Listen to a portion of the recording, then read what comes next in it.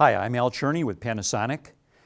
Today we're going to be taking a look at a new camera that we come out with called the AG-HPX600. This is the camera right here. Panasonic dubs it a future cam because it has a number of capabilities that no other camera that we've ever made can do.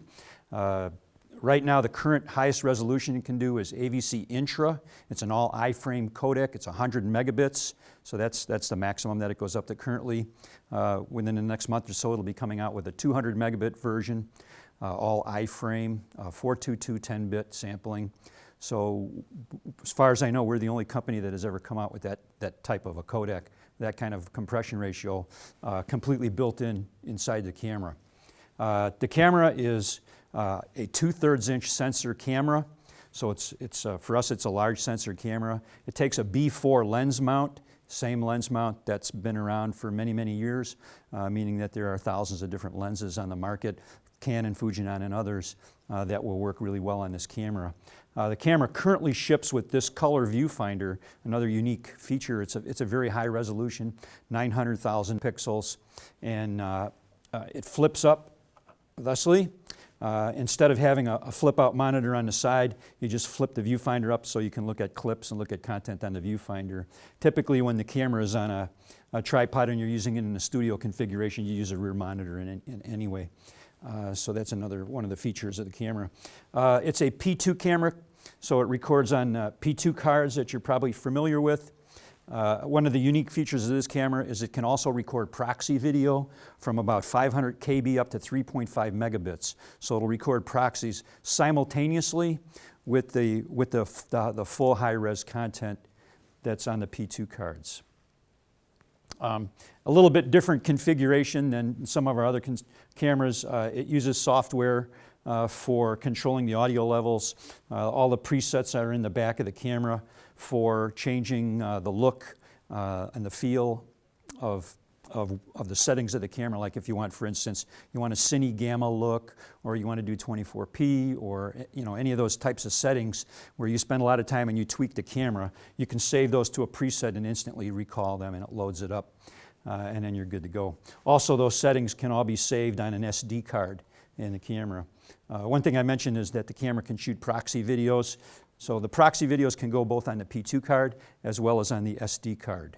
So those cards then, the proxy card or the SD card can be given to an editor or somebody to do offlining with it.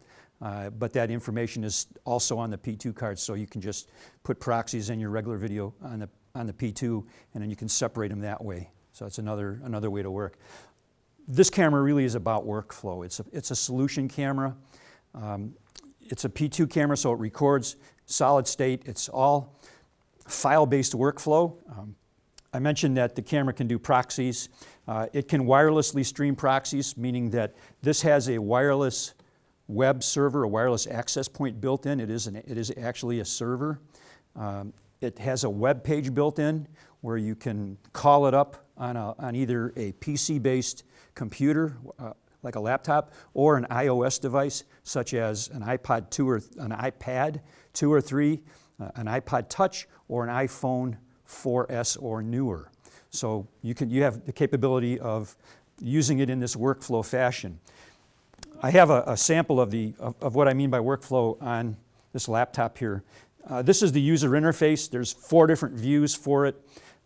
There are proxy videos that are actually on the card. We're looking at those proxies wirelessly. The camera is streaming it to the laptop. So I can look at those proxies. I can click on it, and you can see the proxy is playing there with the time code running. I can also stream wirelessly the camera to the laptop or a handheld iOS device. So I can stream it wirelessly.